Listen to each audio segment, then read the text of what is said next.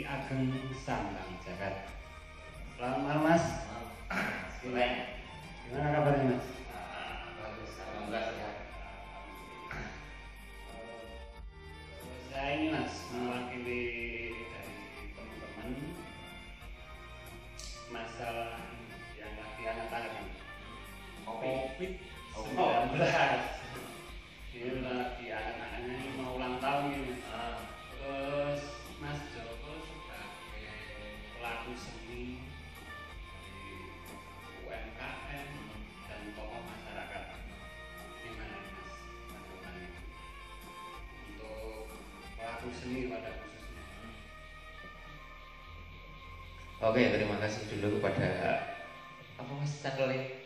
Buleng channel malam hari ini malam-malam hujan-hujan morodayem. Tidak WA dulu, tahu-tahu kan berdungus. Spontan. Jadi gini, yang ditanyakan masalah COVID, Corona COVID-19, hubungannya dengan pelaku seni, pekerja seni ya, pekerja seni. Bandar Samposan. Enggak, saya jadi ini untuk COVID dampak terhadap pekerja seni. Dalam pekerja seni itu kan masuknya ekonomi kreatif ya, termasuk entertainment, event organizer, wedding organizer. Itu dampaknya luar biasa. Dalam arti luar biasa, pekerja seni terutama yang di bidang banyak sekali Mas ya. Pokoknya intinya kalau yang kita bicaranya skupnya Gunung Kidul, mungkin Gunung Kidul juga sama dengan daerah lain. Bahwasanya pekerja-pekerja entertainment, kemudian event organizer yang ada di pinggiran dalam arti mungkin juga kota besar sama aja, karena kan kebijaksanaannya sama, bahwasanya nggak bisa bekerja itu dampaknya luar biasa. Biasanya orang yang bekerja di bidang event organizer, wedding organizer, pelaku seni, itu pekerja seni itu bekerjanya kan hanya itu Mas. Bekerjanya hanya itu, artinya 99% itu nggak punya pekerjaan sampingan.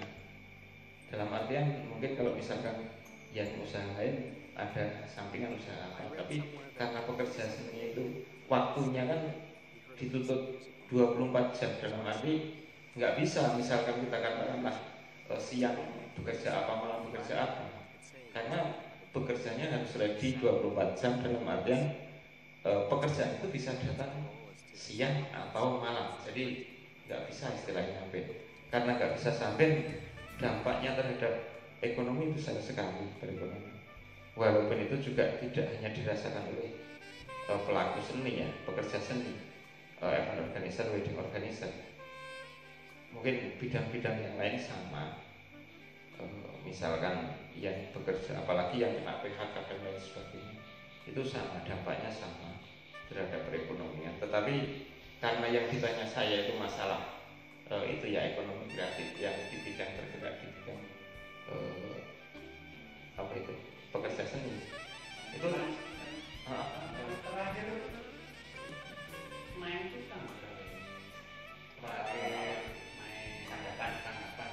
oh kebanyakan jadi kebanyakan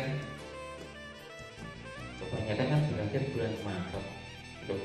Jadi tidak hanya di Gunung itu, di Jogja, mungkin seluruh Indonesia hampir sama, itu berakhir bulan Maret, pertengahan Maret itu.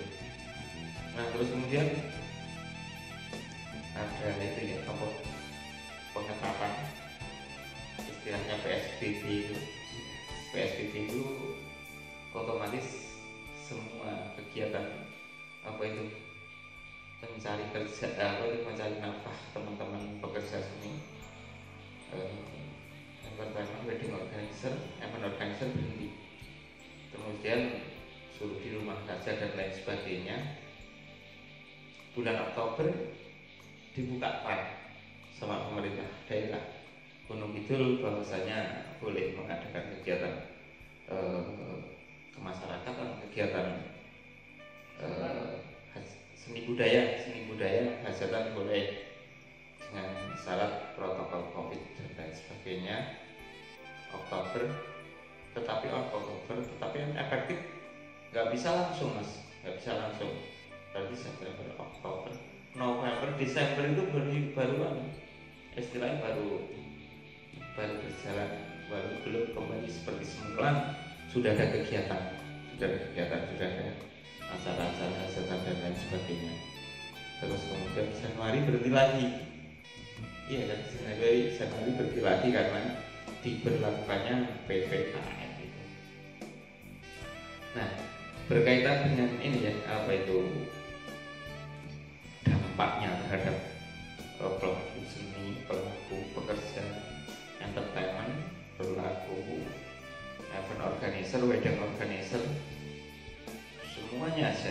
Artinya kalau kita bicara itu kan dari yang cetak undangan, kemudian yang menyewakan apa dan lain sebagainya, itu terkena dampak. Berhenti bulan Januari karena diberlakukan PPKM sampai hari ini. Nah itu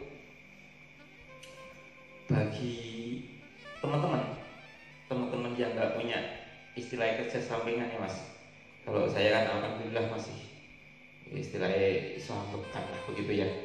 Bagi teman-teman itu terasa sekali, saya paham betul keadaan teman-teman. Jadi yang pekerjaannya itu hanya di bidang itu, saya paham betul, saya merasakan betul teman-teman itu bagaimana sulitnya hidup di masa sekarang. Terus kemudian ada program-program dari pemerintah berupa stimulan bantuan langsung tunai itu yang berupa apa itu mas? Yang dari dana desa, kemudian dari dinas sosial dan lain sebagainya. Itu 99% teman-teman itu tidak dapat gitu loh, tidak masuk database, tidak mendapatkan bantuan tersebut. 99% itu nggak dapat. Padahal kan sasaran awal program Pak Jokowi itu kan bagi yang terdampak itu dalam artian karena COVID, karena ada pandemi, terus ada aturan pemerintah bahwasanya pengetatan kegiatan masyarakat, terus kemudian tidak bisa mencari nafkah.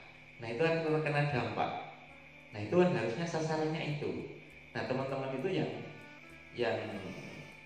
bidang pekerjaannya terhenti, kebanyakan nggak dapat gitu loh. Seperti kalau teman-teman yang makanan kecil yang ke sekolah-sekolah itu kan karena sekolahnya berhenti, nggak ada libur, nggak ada kegiatan di sekolah, terus kemudian nggak bisa jualan ke sekolah, itu otomatis berhenti nggak bekerja gitu. Itu kebanyakan juga nggak tersasar oleh program tersebut. Mas, ini saya potong sebentar.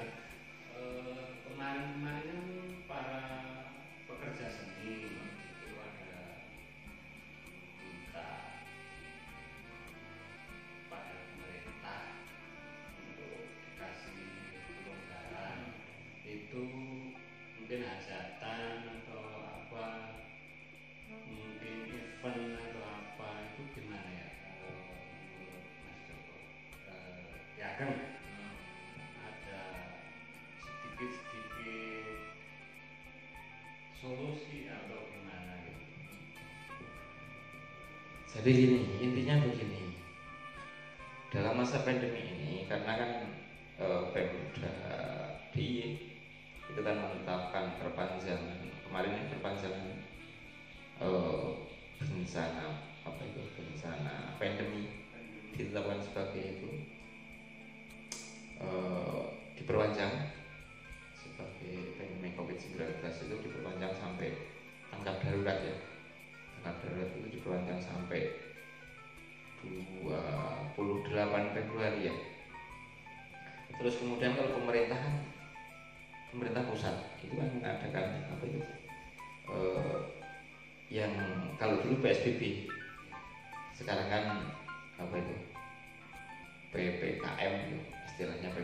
sejawa Bali. Sejawa Bali. Nah itu artinya aturan itu kan dari pemerintah pusat.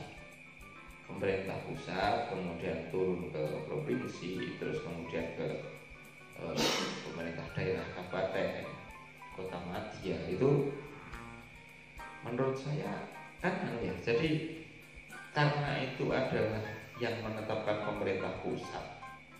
Jadi pemerintah provinsi, pemerintah kabupaten kan membuat turunan aturan kan tetap mengacu pada keputusan pemerintah pusat begitu. Terus kemudian bukannya saya tidak setuju dengan istilah dalam arti minta ya, mohon ya, istilahnya bukan menuntut tapi mohon supaya bisa bekerja kembali. Terus kemudian ada aturan-aturan dan lain sebagainya, aturan yang mengatur protokol kesehatan dan lain sebagainya.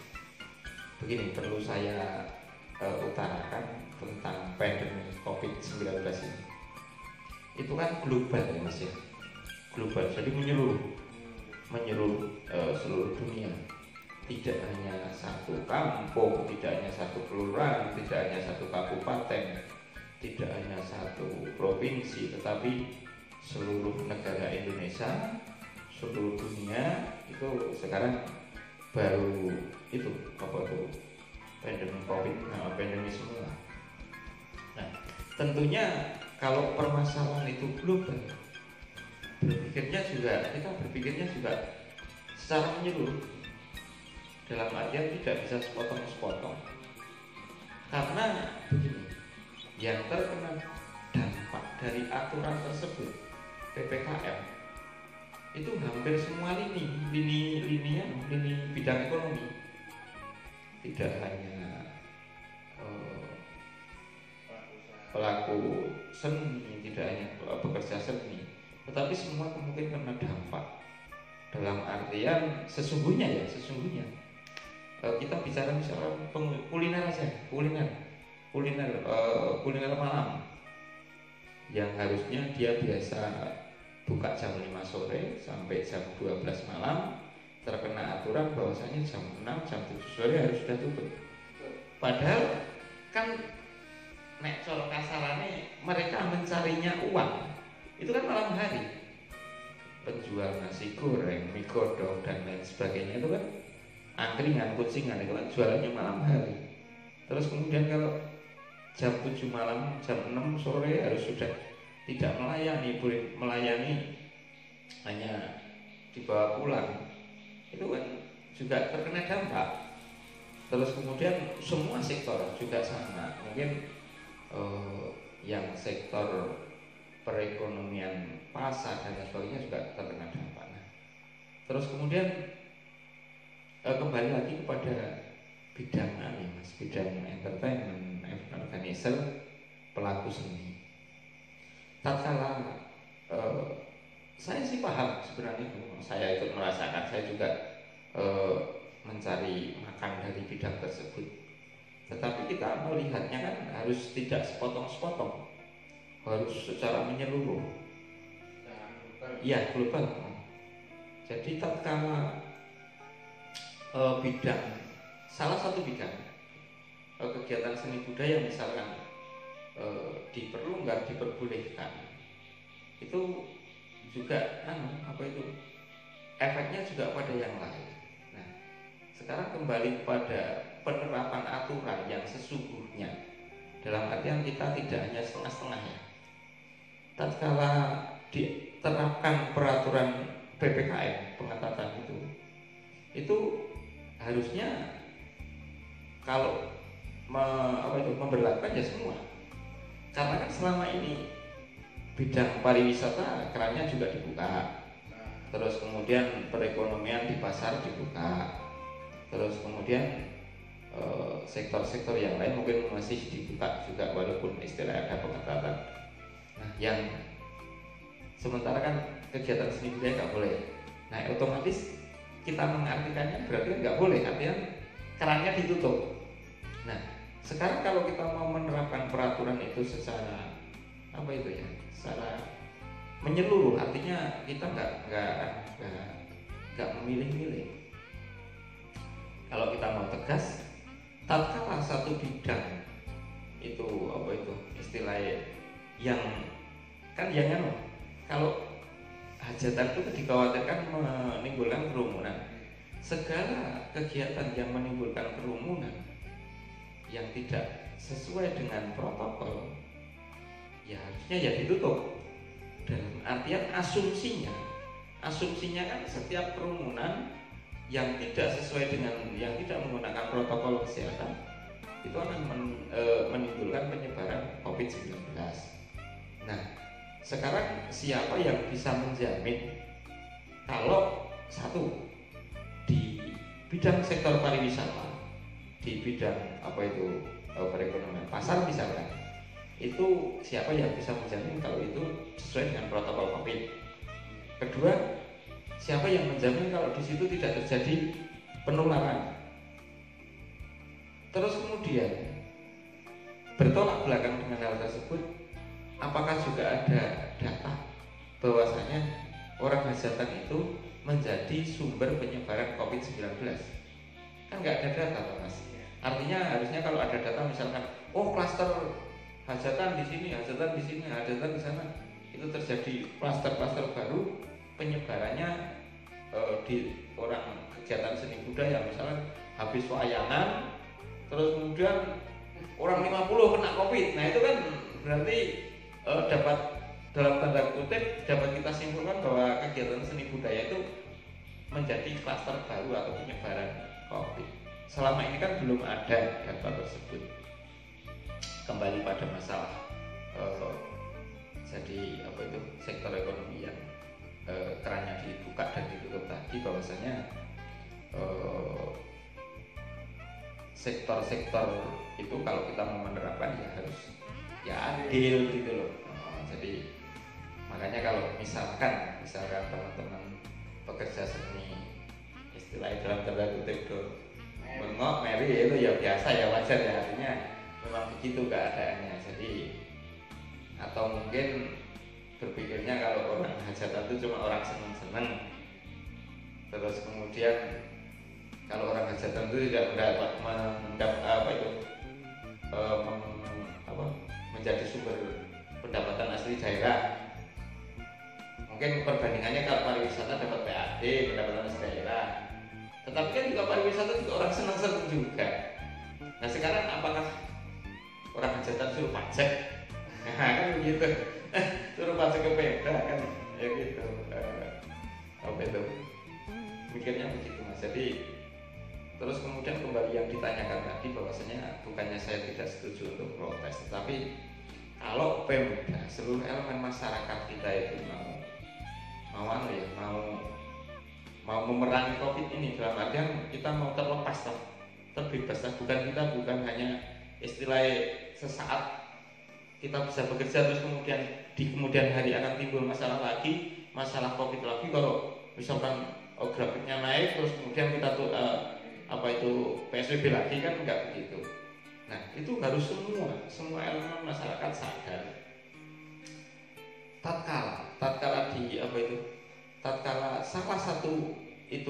salah satu bidang dikasih kelonggaran, nah itu apa bisa menjamin bahwa di situ tuh akan taat protokol COVID? Saya sebutkan misalkan ya, saya ambil contoh aja, misalkan kuliner malam, apa itu istilahnya orang jualan nasi goreng. Tatkala orang jualan nasi goreng, saya akan jualan sampai malam, saya siap melaksanakan protokol COVID, protokol kesehatan. Ada orang mau jajan, Mas, datang runuk, nggak pakai masker, mau nggak? Dia tegel nggak dia? Kamu nggak pakai masker, Mas, maaf Mas, pulang aja, nggak usah jajan. Misalkan gitu, nggak bisa nggak? Nah, kembali lagi pada misalkan pekerja seni, tatkala saya ya pelaku seni, saya ditangkap, campur saya ditangkap, terus kemudian ada orang jagong, nggak pakai masker, nggak cuci tangan. Wow, stop, buat asal jagong, nggak boleh jagong, pulang aja. Apa bisa begitu? Kan enggak. Artinya kewenangan untuk mengatur itu kan nggak ada di kita gitu. Makanya kembali lagi, ini harus semua elemen masyarakat bergerak. Tidak hanya satu bidang, tidak hanya satu elemen masyarakat dari sisi ini, tapi semua dari tingkat bawah harus bersatu untuk melawan COVID itu. Nggak bisa kalau satu-satu gitu. Saya sendiri bulan Juni itu saya sudah WA sama Ketua Gugus Tugas COVID Gunung Kidul, beliau Bapak Wakil Bupati Pak Imawan. Saya sudah WA, Pak, di kelurahan saya, di desa saya, mau saya bentuk Satgas COVID, Pak. Saya mengumpulkan elemen masyarakat. Jadi bulan Juli itu di HP saya masih ada itu, di WA saya nggak pernah saya hapus. Saya di desa saya mau saya bikin Satgas COVID yang terdiri dari Karang Taruna, terus kemudian ibu-ibu, terus kemudian dari semua elemen masyarakat, terutama RT RW. Saya undang, saya kumpulkan, saya menyediakan tempat, terus saya mohon untuk dihadirkan dari gugus tugas COVID Gunung Kidul, dari Dinas Kesehatan Gunung Kidul, dari unsur-unsur terkait yang menangani COVID untuk diberi pembekalan. Tugasnya Satgas COVID itu apa di kampung itu. Jadi tugasnya pertama memberikan pengertian, memberikan kesadaran pada masyarakat tentang protokol kesehatan. Kedua adalah selain memberikan pengertian, memberikan kesadaran supaya masyarakat sadar akan COVID. Terus kemudian setiap ada kegiatan, mereka yang mengatur setiap apapun kegiatannya. Jadi tingkat desa, nanti tingkat dusun juga dibentuk. Dibentuk Satgas itu juga. Setiap ada kegiatan. Jadi selama ini kan setengah-setengah Mas kita itu menangani COVID. Tatkala pemerintah dan aturannya nggak boleh kumpul-kumpul, yasinan nggak boleh. Nah, sementara ada kegiatan melayat, ada kegiatan yang lain, dibiarkan aja. Jadi kan itu kita setengah-setengah. Sebenarnya kalau kita itu seluruh elemen masyarakat sudah sadar, ada yang mengatur, ada satgasnya, segala kegiatan nggak apa-apa Mas. Mau ada yasinan, karena sudah ada satgasnya ya tiap dusun, ya udah diatur, harus pakai masker, cuci tangan, jaga jarak dan lain sebagainya. Itu begitu. Saya bulan Juli itu sudah WA sama Pak Ir. Terus kemudian dijawab oleh beliau bahwasanya Pak Imawan siap. Terus kemudian siap akan mendatangkan ke sini. Nah, saya menghubungi pemerintah desa waktu itu, kalau nggak salah pemerintah desa. Tetapi istilahnya gimana sih, kurang mendapat respon, akhirnya saya nggak jadi gitu loh. Sebenarnya saya waktu itu sudah mengusulkan bagaimana kita itu menangani COVID bersama-sama, itu sudah sudah mengusulkan bulan Juli itu Mas, sudah saya usulkan. Kalau beliau Bapak Imawan menanggapi, suruh menyiapkan tempat, waktu dan lain sebagainya, menyiapkan orang dan lain sebagainya. Sebenarnya tujuan saya itu, jadi bagaimana setiap desa, setiap dusun, sampai setiap keluarga. Jadi kalau sudah ada pembinaan macam itu ya Mas ya, pembinaan macam itu nanti kita nggak perlu repot-repot. Masalah sekarang kalau misalkan ya yang ngatur cuma Satgas, gugus tugas COVID, pemerintah desa, pemerintah kecamatan, itu bagaimana kita melihat menangani orang seluruh Indonesia? Itu terus gimana nih Mas solusinya bagi pekerja seni kalau sudah bisa dibuka dari pemerintah Gunung Kidul? Jadi begini, saya kembali lagi ya, saya bukannya apa itu tidak setuju untuk dibuka, tidak. Tetapi kalau saya berpikirnya kan jangka panjang, jangan hanya nanti dibuka lagi, terjadi peningkatan lagi, ditutup lagi, kan saya nggak bisa begitu. Itu satu. Terus kedua, lain, beda bidang entertainment, terutama yang di dusun-dusun ya, entertainment, wedding organizer, event organizer, pekerja seni itu yang ada di pelosok-pelosok seperti kami yang ada di Gunung Kidul itu sebuah bidang pekerjaan yang tidak bisa disamakan dengan bidang lain dalam hal apa itu, menerima pekerjaan, dalam artinya menerima job. Jadi begini, misalkan angkutan apa itu, mobil terbesar, tronton dan lain sebagainya tidak boleh beroperasi mulai tanggal 26 Desember sampai tanggal 5 Januari karena ada libur Natal dan Tahun Baru. Oke, berhenti di apa itu, tronton dan lain sebagainya berhenti sampai tanggal 5 Januari. Tanggal 6 Januari itu sudah bisa bekerja lagi, sudah bisa ngangkut barang lagi, narik lagi. Tetapi kalau pekerja seni, terutama entertainment, event organizer, bulan Desember, awal Januari sampai akhir Januari, pertengahan Februari, mungkin sampai Februari tidak boleh bekerja.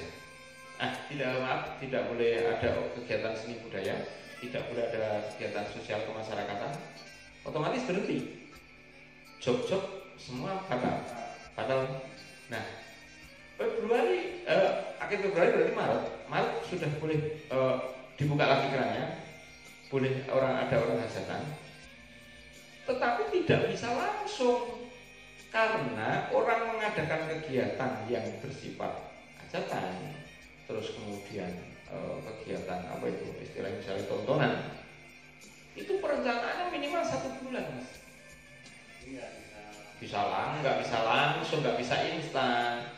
Maret dibuka, mungkin Maret, April, Mei mungkin baru bisa berjalan. Artinya kan orang yang mau punya hajat, mau punya acara, misalkan mau syukuran apa, harus menata lagi.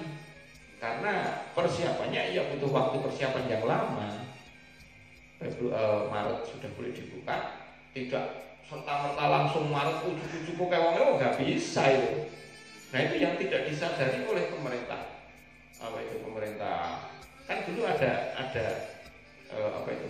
Ada ucapan atau kalimat dari pemerintah, sabar, hanya 14 hari. Jangan dipandang 14 harinya, tapi berbedanya di situ. Yang namanya kegiatan seni budaya, orang hajatan, orang apa itu tidak bisa serta-merta seseorang yang dibujuk oleh wong nggak bisa. Harus ada proses dulu. Orang hajatan itu yang besar, artinya yang diperencanakan minimal 1 bulan, 2 bulan, 3 bulan baru hari kan. Jadi kalau prosesnya kan boleh dino, terus kemudian pesan undangan, pesan cari catering dan lain sebagainya, nyari hiburan dan lain sebagainya. Nah, nanti 1 bulan, 2 bulan baru hari kan. Jadi nggak bisa instan, nggak bisa langsung. Mas sabar mas, bersesasi kemarin nyambut gaya umat. Nah, nanti Maret sudah bekerja lagi, nggak bisa semacam itu. Jadi apa itu yang nggak disadari atau nggak dimengerti oleh itu begitu. Jadi yang ini realnya loh, saya bicara real.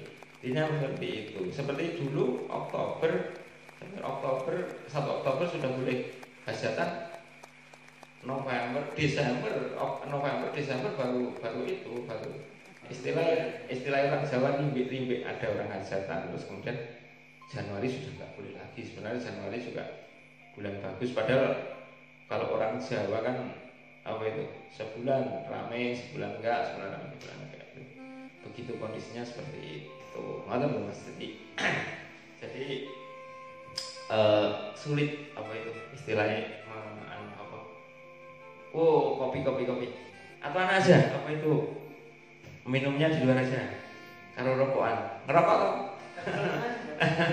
Oke, saya apa itu Mas minum punya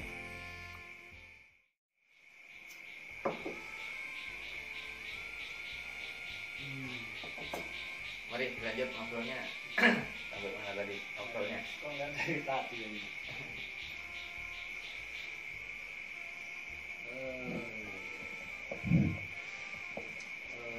Tadi kan nyampe dibuka ya mas untuk hajatan atau gimana. Terus realnya kalau sudah dibuka mungkin ada saran atau kritik buat pemerintah kabupaten atau nyampe pemerintah provinsi itu gimana? Jadi gini, saya itu kan berbicara istilahnya real ya, real dalam artian kondisi di masyarakat. Saya tidak tahu, karena saya orang kampung, manggon ning desa. Nah itu tahunya kan keadaan di masyarakat. Sesungguhnya yang terjadi di masyarakat itu seperti apa? Real saja mas. Sebenarnya keadaannya kalau di masyarakat ya mas, itu sebenarnya sudah parah. Sekarang banyak loh mas, banyak masyarakat kita itu yang sebenarnya sudah terpapar COVID, artinya tertular virus COVID itu, tapi satu tidak sadar karena tentang pengetahuan dan kesadaran tentang virus COVID-19 itu kurang atau tidak sadar, atau mungkin dalam tanda kutip ketakutan. Jadi begini, saya katakan bahwasanya keadaannya sekarang sudah parah. Sekarang jujur saja ya, dan saya yakin sekali bahwa di antara kita, di sekitar kita, teman-teman kita, bahkan di keluarga kita, itu sebenarnya sudah pernah terpapar COVID atau terkena tertular virus COVID. Tetapi kita tidak menyadarinya, atau kita takut untuk periksa. Jujur ya, sekarang orang kalau watok, pilek, terus kemudian ada gejala mungkin hilang panca indera penciuman, indera perasa, itu takut berobat. Banyak, real di masyarakat itu banyak, mungkin hampir semua begitu. Karena takut nanti kalau COVID sudah takut bayangan dulu. Sampai sana nanti dirujuk ke sana, kemudian diisolasi, dikarantina dan lain sebagainya. Ketakutannya itu. Mengapa masyarakat sampai segitunya ketakutan?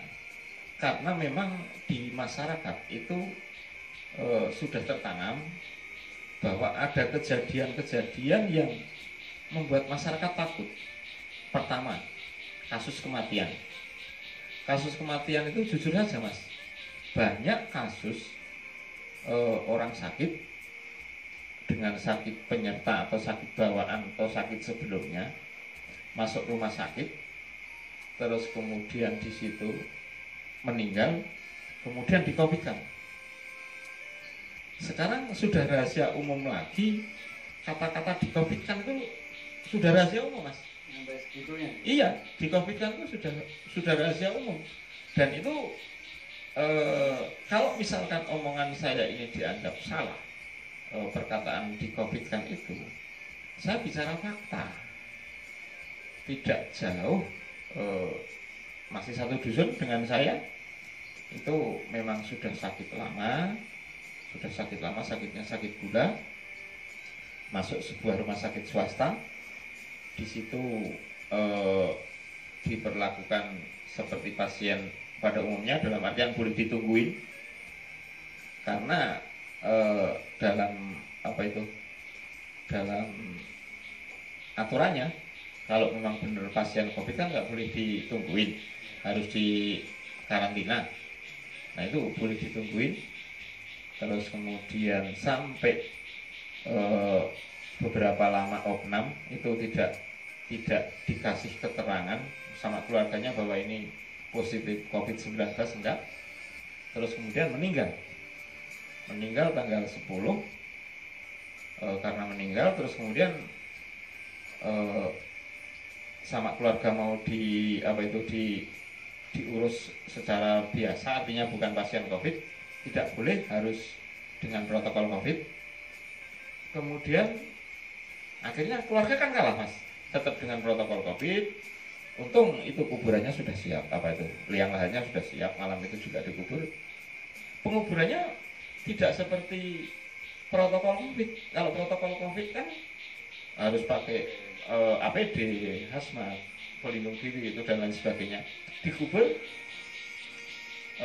seperti biasa, yang ngubur cuma biasa dalam artian tidak pakai APD dan lain sebagainya, dikubur seperti biasa, banyak yang datang. Terus kemudian setelah dikubur selesai,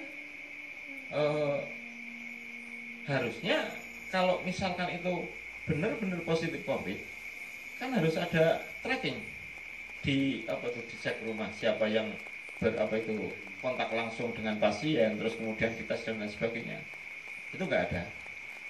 Terus kemudian tahu-tahu tanggal 10 meninggal, selang 4 hari ada surat berantai kalau saya, karena surat itu memang tidak secara fisik hadir di pemerintah desa, pemerintah kelurahan atau puskesmas terkait. Hanya lewat WA, grup WA itu ada foto bahwasannya si A positif COVID-19. Nah, dengan adanya surat itu yang paling berat adalah sanksi sosial di masyarakat. Sekarang itu kalau yang namanya orang dengar positif, entah itu orangnya masih hidup atau sudah meninggal, itu seperti sakit apa ya? Kalau dulu seperti sakit lepra yang menular gitu. Jadi dijauhi sama masyarakat, disanksi sosial sama masyarakat dan lain sebagainya. Setelah keluar surat itu, karena masyarakat ketakutan, keluarga ketakutan, akhirnya rapid test sendiri, rapid antigen, hasilnya negatif.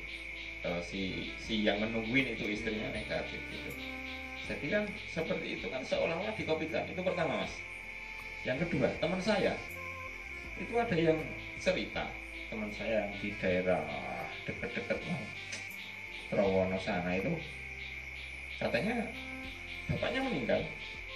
Bapaknya temannya itu meninggal sama rumah sakit. Kalau kamu mau menandatangani surat bahwasanya bapak kamu di COVID kan, kamu dapat semua gratis, pengurusan gratis, terus kemudian dapat uang 14 juta. Nah itu kan seolah-olah di COVID kan gitu loh, di COVID kan, bukan COVID benar tapi di COVID kan.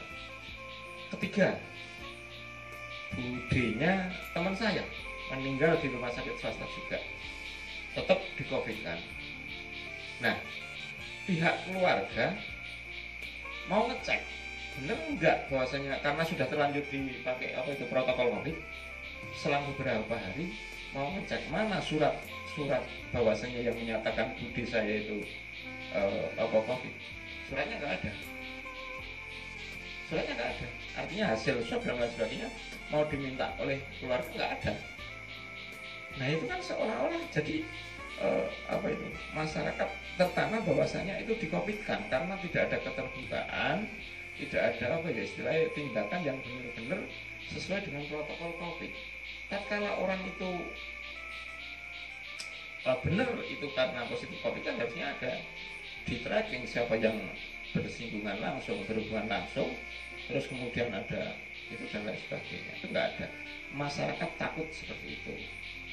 Terus kemudian lagi yang membuat masyarakat takut itu jadi ketakutan bahwasanya seolah-olah sakit COVID, kena virus COVID, terpapar virus COVID itu seolah-olah aib, begitu.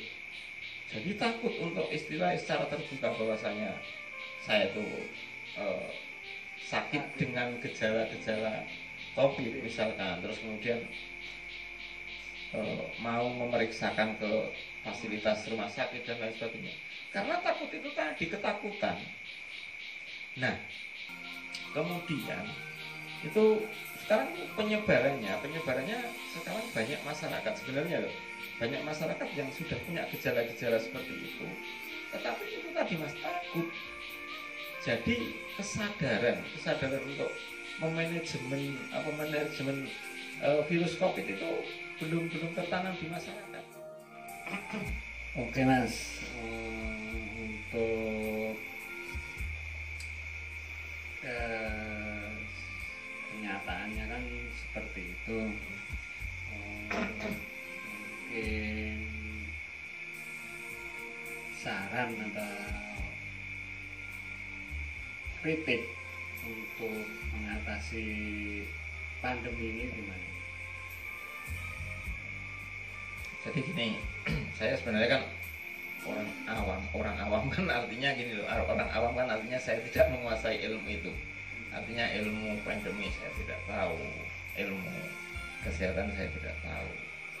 Dalam artian saya tahunya kan dataran real, artinya melihat langsung keadaan di masyarakat, terus kemudian menganalisa, kemudian menyimpulkan.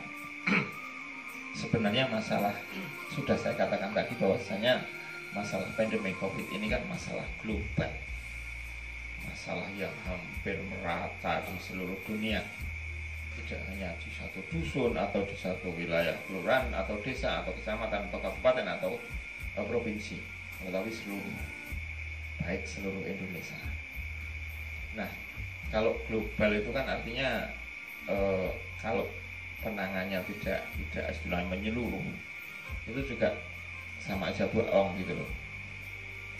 Melihat kenyataan yang seperti itu, memang saat ini pemerintah kan begini, yang diambil, oke lah, saya berbicara tidak hanya sekupnya Gunung Kidul, bukan hanya untuk beliau Ibu Badingah Esos selaku Bupati Gunung Kidul, bukan hanya berbicara kepada Pak Himawan Wahyudi, beliau sebagai Wakil Bupati dan gugus tugas COVID-19 Gunung Kidul, Bu Dewi Irawati, Dr. Dewi Irawati, juga kepada tingkat provinsi Narso Dalam Sri Sultan, tetapi kepada Pak Jokowi, presiden kita semua, bahwasanya ini sebuah masukan ataupun istilahnya pengunek-unek gitu aja, pengunek-unek saya yang mengetahui yang ada di paling desa lah istilahnya, kenyataan di dusun. Pertama kita bicara penanganan dulu ya, penanganan secara untuk mengatasi pandemi ini kan pemerintah mengadakan gerakan itu bekerja di rumah, berapa persen diatur, terus kemudian anak-anak nggak boleh, yang jelas ya, yang realnya anak-anak nggak boleh tidak masuk sekolah, terus kemudian kantor-kantor dibatasi, tol serba swalayan, untuk toko dibatasi jam operasional, terus kemudian apa-apa dibatasi lah begitu, terus kemudian kegiatan seni budaya tidak boleh diadakan, terus kemudian olahraga dan lain sebagainya tidak boleh, itu untuk mengatasi. Terus kemudian yang kedua adalah yang paling baru kan vaksin ya Mas ya, vaksin, walaupun habis divaksin kena lagi, habis divaksin malah meninggal, itu kan upaya, saya sebut upaya. Terus kemudian gerakan sekarang 5M ya, memakai masker, terus kemudian mencuci tangan, menjaga jarak, terus apa yang dua itu saya nggak hafal. Nah itu gerakan-gerakan semacam itu kan untuk upaya pencegahan. Nah sekarang terus kemudian untuk mengatasi masalah, karena kan karena pandemi, terus kemudian orang nggak bisa bekerja, walau bekerja cuma sedikit, untuk menggerakkan ekonomi, untuk meringankan beban untuk masyarakat, untuk supaya ekonomi berjalan, ada pergerakan ekonomi, itu kan pemerintah melakukan satu, yang pertama kali subsidi listrik ya, listrik digratiskan. terus kemudian ada apa itu bantuan tunai itu ya, bansos itu macam itu yang istilah dikasihkan, ada yang istilahnya UMKM, terus kemudian istilahnya lagi apa yang dari dinas sosial dan lain sebagainya, prakerja, terus kemudian sektor-sektor yang lain macam ADD itu disedot untuk penanganan COVID, terus kemudian infrastruktur disedot untuk penanganan COVID, banyak macamnya, bos untuk sekolah juga untuk penanganan COVID dan lain sebagainya. Dari semua itu terus kemudian ada lagi yang itu apa itu ditunda angsurnya itu kan untuk supaya ekonomi bergerak. Nah, dari segala macam yang hubungannya dengan bantuan-bantuan, subsidi-subsidi dari pemerintah itu kan yang jelas menguras kas negara, menguras kantong pemerintah pusat, provinsi dan kabupaten, menguras itu. Nah, padahal pandemi ini akan berakhir sampai kapan? Kita kan nggak tahu. Nah, kekuatan pemerintah kita seberapa lama untuk menanggung beban, mengasih subsidi, membebaskan biaya listrik, memberikan apa itu stimulan apa itu supaya masyarakat ekonomi bisa bergerak, itu kan terbatas sekali. Belum lagi untuk penanganan COVID di rumah sakit baik itu yang ada di pusat, yang di Wisma Atlet, kemudian di rumah sakit daerah kan besar sekali dananya yang digunakan. Nah, mampune tekan piro gitu loh, kekuatannya pemerintah tuh sampai berapa gitu loh kan, kita nggak tahu ya. Kalau berkepanjangan mungkin sampai bertahun-tahun kan kita. Saya pribadi, ini saya jujur ya, saya ada sebuah ketakutan bahwasannya pemerintah kita itu nanti akan bangkrut, dalam artian dananya terkuras untuk penanganan semacam itu. Nah, itu kan tadi sudah saya katakan bahwasannya tatkala orang sakit gula, itu bantuan-bantuan semacam itu kan sebenarnya untuk mengobati luka. Kalau misalkan orang sakit gula luka, kemudian diobati.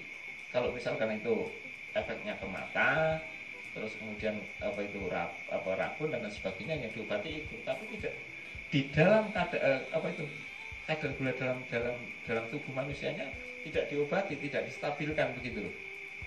Ya nanti kalau kadar gulanya naik lagi ya kambuh lagi kan begitu. Nah, begitu. Jadi itu tidak mengatasi masalah yang sesungguhnya. Nah, kembali kepada penanganan COVID ini, penanganan COVID, saya ibaratkan sebuah piramid atau segitiga ya Mas ya.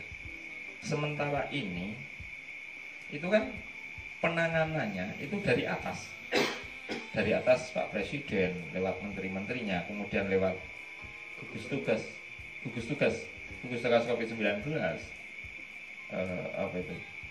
kemudian ke gubernur juga punya gugus tugas, kabupaten punya gugus tugas, kecamatan punya gugus tugas, terus kemudian kelurahan juga diikut sertakan dalam hal tersebut, termasuk dukuh-dukuh. Nah, itu kan penanganannya dari atas, kemudian kalau kasarannya memberi instruksi atau memberikan ke bawah. Nah, itu karena penduduk Indonesia itu kan jumlahnya berjuta-juta. Apakah mampu cara kasarane dari atas itu untuk menertibkan, mengawasi dan lain sebagainya penduduk yang semacam yang sebanyak itu? Padahal COVID ini hanya bisa diatasi kalau setiap pribadi itu sadar diri, sadar corona. Dalam saya menggunakan istilah sadar corona. Sadar corona itu satu, tahu ilmunya corona, dalam artian corona itu apa, terus kemudian virus itu yang jelas. Kalau virus kan sampai saat ini kan nggak ada obatnya Mas. Kalau kita bicara obat corona kan nggak ada, obat virus nggak ada. Virus yang masuk ke dalam tubuh kita hanya bisa diatasi, hanya bisa kalah oleh daya tahan tubuh manusia atau sistem imun. sistem imun. Kalau di rumah sakit untuk membangkitkan sistem imun maka dikasih perangsang supaya imunnya muncul, supaya orang itu apa istilahnya bisa melawan virus tersebut. Jadi perlu ditekankan bahwasanya corona belum ada obatnya. Beda dengan misalkan katakanlah apa itu sakit yang lain itu misalkan udah ada obatnya. Misalnya hipertensi dikasih obat ini supaya turun dan lain sebagainya. Sakit gula. Nah, dari kalau corona itu virus belum ada obatnya. Obatnya hanya dilawan daya tahan tubuh atau sistem imun manusia. Kembali pada penanganannya.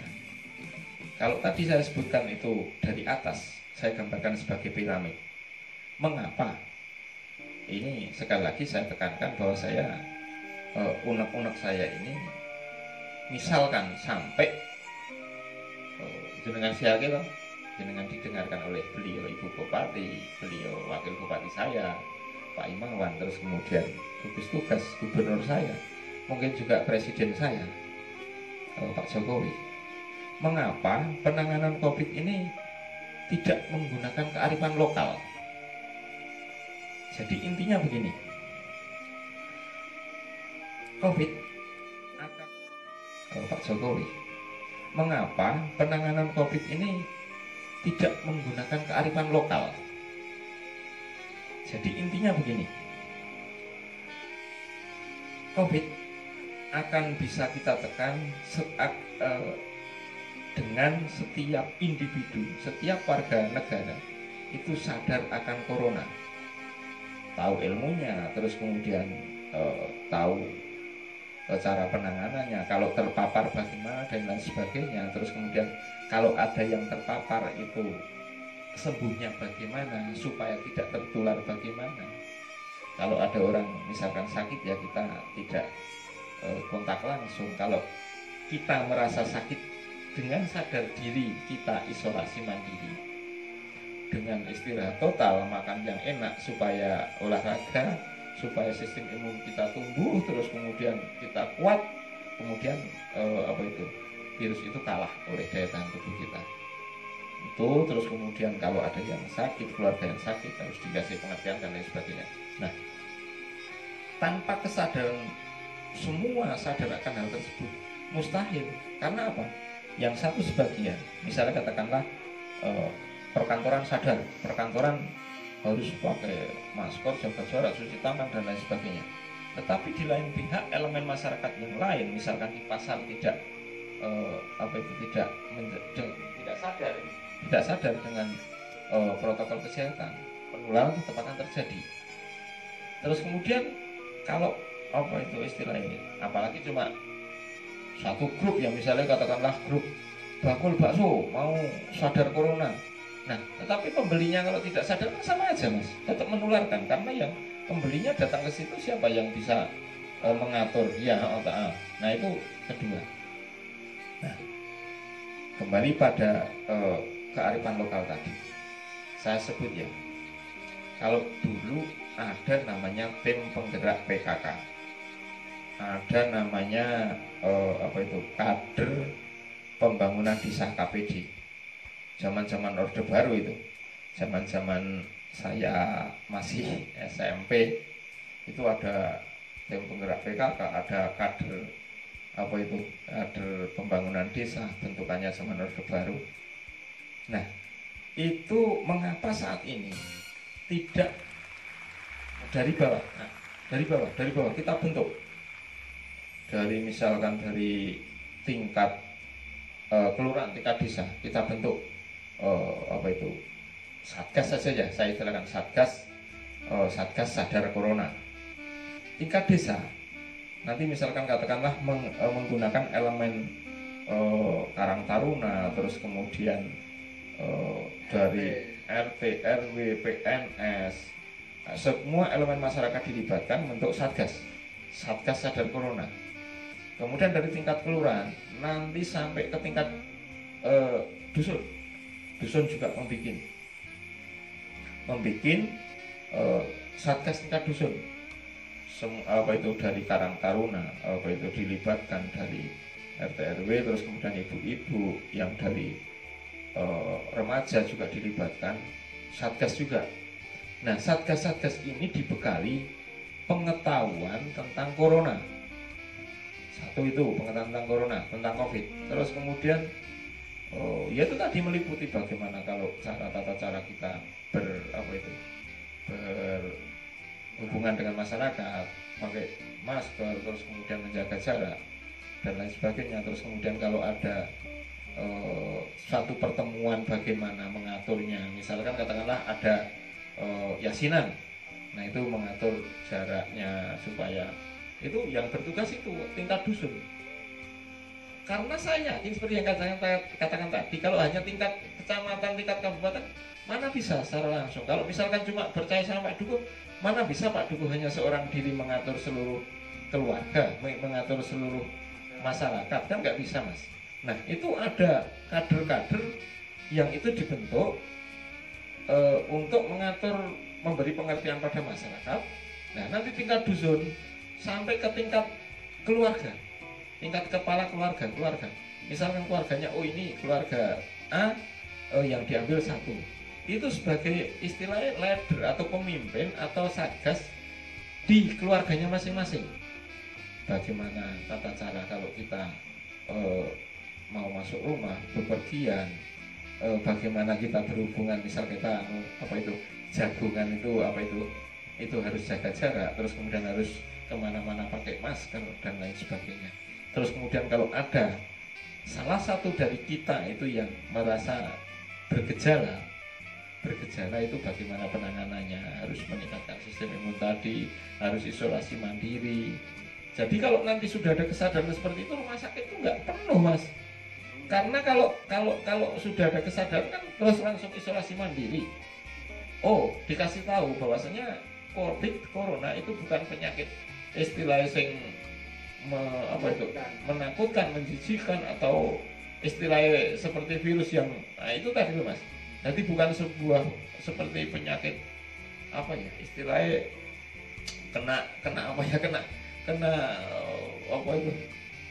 seperti kena lepra terus mengenal dan sebagainya, terus kemudian dijauhi dan lain. Nah, itu harus ada empati dari masyarakat sekitar untuk menyadarkan bahwa kamu nggak apa-apa, kamu akan sehat, kamu akan dengan kuat dengan isolasi mandiri. Kemudian kalau misalkan itu memang si penderita sudah sadar, kan otomatis isolasi mandiri. Nah, warga sekitar juga dikasih pengertian, tugasnya satgas. Kalau ada yang sakit, ya udah kita bantu, makannya kita bantu dan lain sebagainya, supaya mereka yang sakit itu tidak keluar. Nah, sampai di situ. Nanti kalau semua elemen masyarakat ini sudah sadar, sadar corona, itu akan menjadi sebuah budaya bahwasanya kalau bepergian harus pakai masker. Kalau orang sudah sadar, nanti kalau sudah menjadi budaya, orang bepergian tanpa masker itu akan malu sendiri. Tatkala dengan orang banyak tanpa masker itu akan malu sendiri. Tanpa cuci tangan, tidak jabat tangan, itu kalau itu akan malu sendiri karena adanya kesadaran. Dari tingkat bawah, dari tingkat keluarga, itu harus dibangun dibangun kesadaran budaya baru bahwasanya kita harus begitu gitu loh.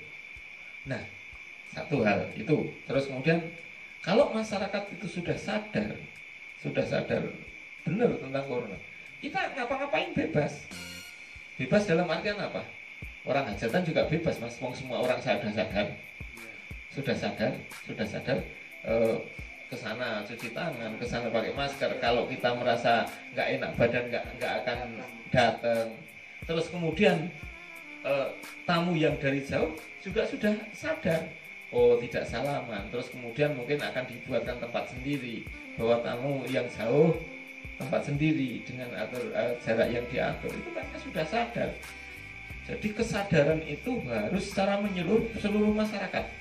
Tidak dari tingkat bawah, tidak bisa hanya sebagian.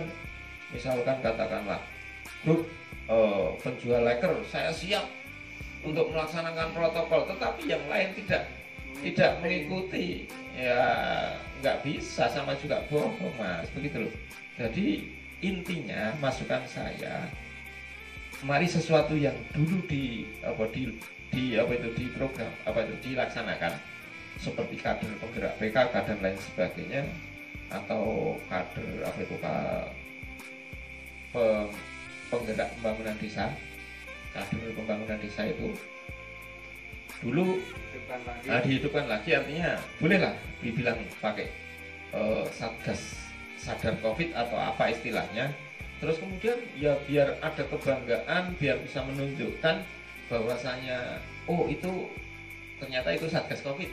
Udah ya dikasih uniform, dikasih seragam, dikasih kaos. Jadi itu kalau pas dia mengatur dalam hajatan dan lain sebagainya, mengatur dalam pertemuan misalnya ada takziah, ada layatan, yang mereka pakai itu, pakai seragam itu loh. Biar kelihatan. Dan supaya mereka tetap semangat. Ya udah kasih stimulan. Stimulan artinya oh itu besok untuk buat beli HT dan lain sebagainya. Enggak apa-apa. Daripada untuk ya itu tadi yang saya takutkan itu, untuk bantuan-bantuan semacam itu ekonomi rakyat tidak bisa bekerja, ekonomi mandek, yang saya takutkan kebangkrutan tadi. Tetapi kalau dari bawah itu biayanya minim sekali, biaya minim sekali. Jadi kalau semua masyarakat sudah sadar, itu masyarakat rumah sakit nggak penuh. Artinya apa?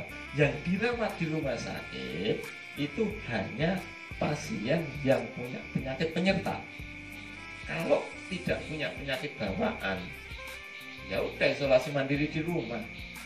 Saya yakin teman saya itu kemarin kena COVID, tetapi dengan sadar diri isolasi, dengan meningkatnya daya tahan tubuh, sembuh. Dan itu real, ada di depan mata saya, sudah terjadi. Kalau daya tahan tubuh yang muda-muda seperti kita itu sistem imunnya masih tinggi dan tidak, insya Allah tidak ada penyakit penyerta, insya Allah ya kemasukan ya seperti kita kena flu aja, buat istirahat, bed rest, nanti makan sing oke, seperti ya dokter Tenta itu makan yang banyak, insya Allah sembuh. Jadi yang dirawat di rumah sakit itu yang cuma orang tua yang punya penyakit bawaan penyerta itu aja, penyakit-penyakit tertentu yang itu istilahnya bisa menyebabkan kematian. Kalau misalkan penyakit penyerta, oh mas, saya penyakit bawaan apa? Oh ini apa itu tumor di mana? Tumor di jempol. Nah itu kan nggak perlu diopnam, nggak perlu dirawat di rumah sakit, dia nggak perlu.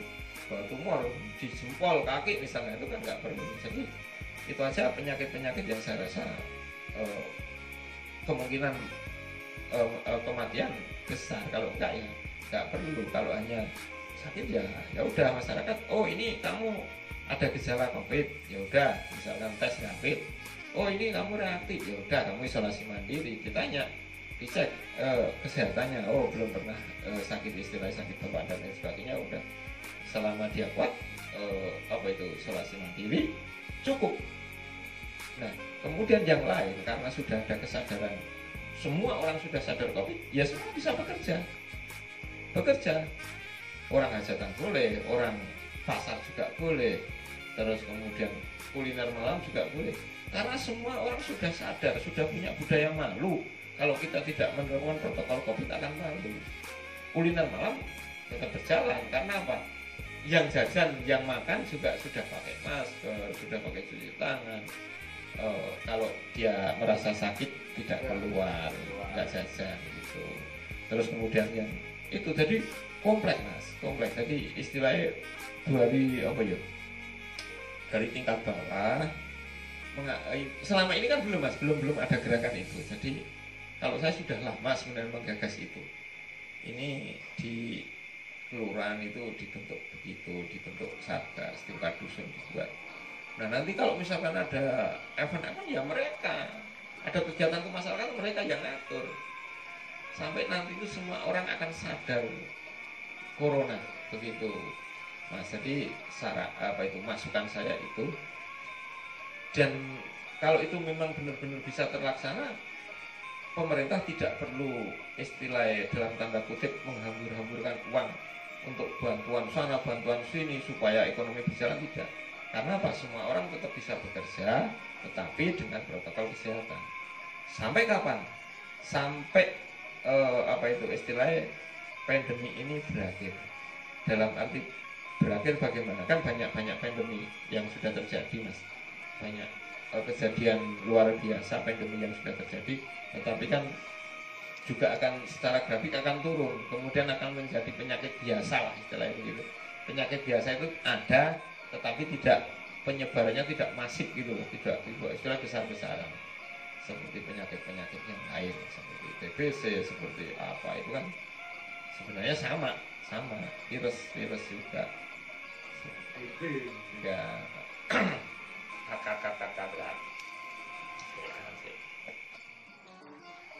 Seperti yang saya katakan tadi, penanganan COVID di rumah sakit kan besar sekali dananya. Subsidi dari pemerintahan yang dikeluarkan untuk penanganan itu besar sekali, yang untuk menyembuhkan, terus kemudian kalau ada yang meninggal dikuburkan harus menyediakan lahan dan lain sebagainya. Itu kan terlalu besar, jadi perlu ada kejelasan bahwasanya benar-benar orang meninggal itu karena terpapar COVID atau tidak. Karena begini, ada 2 kasus bahwasanya setelah meninggal itu baru di swab, baru di apa istilahnya, di lab, di laboratorium ini terpapar COVID atau tidak. Harusnya, logisnya, tatkala orang sakit dengan penyakit bawaan atau tidak, misalkan masuk rumah sakit kan langsung rapid, kemudian di swab, hasilnya diketahui.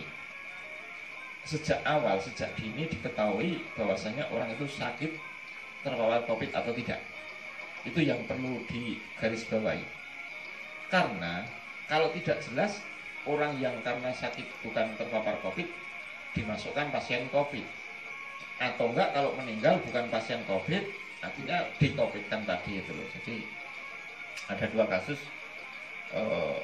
bahwasanya setelah meninggal hasil apa itu, hasil swab itu belum ada, tapi setelah meninggal baru baru keluar. Harusnya kan tatkala orang meninggal kan udah positif, oh ini sakit, meninggal terpapar COVID atau tidak kan harusnya sudah ada. Itu belum ada.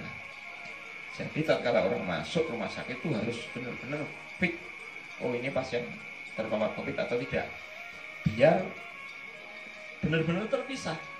Kalau tidak terpisah kan yang tadinya tidak terpapar diikutkan orang yang terpapar COVID malah terpapar, malah tertular kan begitu.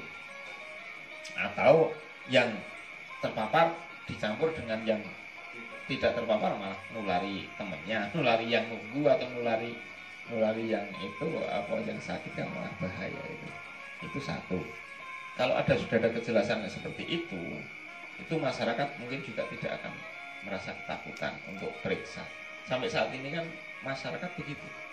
Ada apa itu, anggapan di masyarakat bahwasanya intinya begini, nek kowe watuk pilek ojo dodo presake, engko nek dikopingkan kan begitu. Jadi ketakutan masyarakat itu. Itu pertama kalau sudah dipisahkan. Terus kemudian kalau yang hanya apa itu istilahnya terpapar, itu masyarakat karena sudah dikasih pengetahuan sadar corona tadi, bahwa gejala corona itu seperti ini. Ya udah secara mandiri, misalkan keluarga kan tahu punya penyakit yang lama atau belum, kan masyarakat tahu. Nah itu ya udah isolasi mandiri saja. Insya Allah nanti di rumah sakit nggak penuh. Rumah sakit nanti cuma rumah sakit khusus corona. Artinya yang masuk rumah sakit khusus corona itu yang memang sakit corona gitu. Karena apa, sakit terpapar virus corona. Walaupun ada penyakit bawaan atau tidak, maksudnya kalau apa itu khusus corona ya corona. Tetapi yang misalkan yang masih muda-muda ya cukup isolasi mandiri di rumah. Karena semua masyarakat sudah sadar akan corona. Bagaimana cara menghindari supaya tidak terpapar kalau ada keluarga kita yang sakit dan lain sebagainya. Itu. Kedua, masalah itu apa ini namanya, penanganan. Ini yang perlu saya sampaikan bahwasanya benteng terakhir penanganan COVID ini kan mas sebenarnya seperti yang saya katakan di awal tadi bahwasanya belum ada obatnya. Obatnya ya dari dalam tubuh, sistem imun tubuh manusia. Jadi itu sudah istilahnya sudah alamiah, artinya kodrat dari Allah bahwasanya menciptakan manusia di bumi ini dengan apa? Dengan sistem imun tadi. Nah, itu pertahanan terakhir sistem imun tadi. Bagaimana menciptakan sistem imun? Keikutsertaan penanganan dari pemerintah. Ya udah, sekarang buatlah masyarakat itu senang. Dalam arti masyarakat senang, tidak stres karena ketakutan, tidak stres. Orang itu supaya orang itu tidak stres apa? Ya udah, biarkan bekerja. Karena semua sudah sadar COVID, semua orang bisa bekerja, bisa mencari uang, mencari penghasilan nafkah. Nah itu pertama orang akan stres. Kemudian dikasih kesadaran tentang daya tahan tubuh, kasih multivitamin. Bagaimana pemerintah mensuplai multivitamin sebanyak-banyaknya kepada masyarakat, supaya masyarakat itu sadar minum tiap hari atau tiap 2 hari sekali minum multivitamin. Kalau yang bekerja keras disarankan berapa hari sekali minum itu supaya daya tubuhnya kuat, dikasih multivitamin. Kan daripada dikasihkan untuk membantu dikasih bahan sosial dan sebagainya yang itu tidak tepat sasaran, tidak digunakan untuk supaya dibelanjakan, supaya ada pergerakan ekonomi, supaya ada perputaran uang, malah disimpan dan lain sebagainya. Kan penting itu masyarakat dibelanjakan, terus kemudian masyarakat bisa bekerja lagi dengan tatanan baru lagi, dengan budaya yang baru, yaitu budaya yang sadar corona, tetap bisa bekerja, ada perputaran uang, ekonomi Indonesia terselamatkan. Itu yang menjadi pemikiran saya, pemikiran wong desa, Mas. Sekali saya katakan, saya bukan ahlinya, tapi kondisi real di masyarakat seperti itu, Mas. Jadi bagaimana menjaga kondisi perekonomian tetap bisa berjalan, tetapi corona juga teratasi. Sekali lagi, benteng terakhir adalah sistem imun tubuh manusia. Sistem imun tubuh manusia ini kata dokter Tirta lagi, itu nek wongnya seneng dan lain sebagainya, tidak stres tingkat tinggi, itu sistem imunnya kuat, tidak lelah, tidak capek, kemudian banyak pikiran dan lain sebagainya. Caranya apa? Kasih hiburan, Mas. Ya hiburannya biar berjalan, campur sarine ya men mlaku, wayange ya men mlaku, terus kemudian hiburan-hiburan yang lain, gedung bioskop ya men mlaku.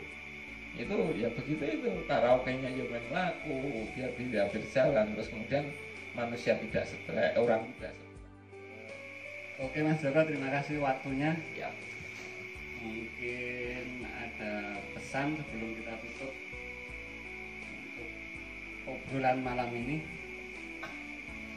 Oke.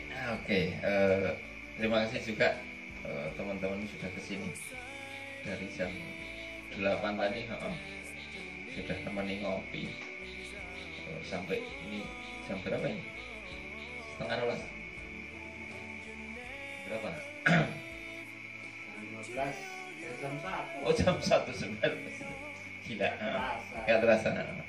Saking yang asik ngobrolnya atau asik ngopinya. Oke, buat teman-teman Boleng TV atau Boleng Channel, terima kasih sudah menyaksikan obrolan kita. Cuma satu hal yang perlu saya sampaikan, bahwa ini cuma omong kosong ya. Omong kosong, obrolan wong desa, rasanya wong desa ya. Rasanya wong desa. Jadi mungkin ada 1-2 hal yang tidak sesuai dengan sejalan dengan pemikiran kita, pemikiran saya mohon maaf. Tidak ada maksud untuk menggurui ataupun pendapat saya untuk diyakini atau gimana, enggak. Juga kepada yang saya sebut tadi, ada Ibu Bupati Gunung Kidul, Bu Badi, terus kemudian Pak Im, Wakil Bupati, ada Bu Dewi Irawati, Dokter Dewi Irawati, juga satu lagi Pak Aka, beliau Pak Agus Kantono, Dinas Kebudayaan, Kebudayaan Gunung Kidul. Hubungannya dengan teman-teman pekerja seni yang belum bisa kembali bekerja. Satu yang perlu saya sampaikan, tidak ada maksud apa-apa, itu hanya obrolan. Kalau ada benarnya, mari kita ambil hikmahnya. Kalau dianggap salah, saya mohon maaf, karena memang saya bukan ahlinya. Saya cuma dipaksa oleh Mas Buleng dan teman-teman Buleng TV untuk dijadikan kelinci percobaan untuk siaran TV-nya. Saya terima kasih juga waktunya yang sudah hadir di sini. Jadi sekali lagi saya tekankan, saya kalau ada kesalahan saya mohon maaf. Jangan dibully ya. Saya biasanya kan begitu, jangan dibully ya. Itu karena ketidaktahuan saya. Jangan dibully, itu ketidaktahuan saya, pengetahuan saya. Terus kemudian kalau ada sesuatu yang bermanfaat, mari kita gunakan bersama, begitu. Satu pesan saya bahwasanya mari kita hadapi pandemi ini dengan dengan istilah pikiran yang jernih, pikiran yang sehat, pikiran yang cerdas. Bahwasanya kita sadar satu yang perlu ditanamkan di masyarakat, bahwa virus COVID itu benar ada. Satu. Kedua, benar ada. Terus kemudian virus itu bisa kita lawan. Yakinlah kita itu menang melawan itu. Artinya kita punya keyakinan bahwasanya kita menang melawan pandemi ini. Terus kemudian kalau kita sudah berusaha semaksimal mungkin, baik dengan protokol, terus kemudian peningkatan sistem imun, tatkala terjadi sesuatu yang tidak diinginkan, kita kembalikan kepada Allah. Begitu ya. Jadi tetap kodrat takdir kita, segala sesuatu tetap kembalikan pada Yang Maha Kuasa. Begitu. Itu yang perlu saya sampaikan. Dan kepada yang saya sebut tadi, saya mohon maaf. Juga kepada Pak Jokowi, Pak Dr. Tirta, dan yang lain yang menangani, Pak Munardo juga. Salam dari kami yang ada di kampung. Sukses selalu untuk tugas dan pekerjaannya. Semoga pandemi ini cepat berakhir. Kita bersama kita bisa melawan itu dengan keindonesiaan kita, kebinekaan kita, dengan kearifan.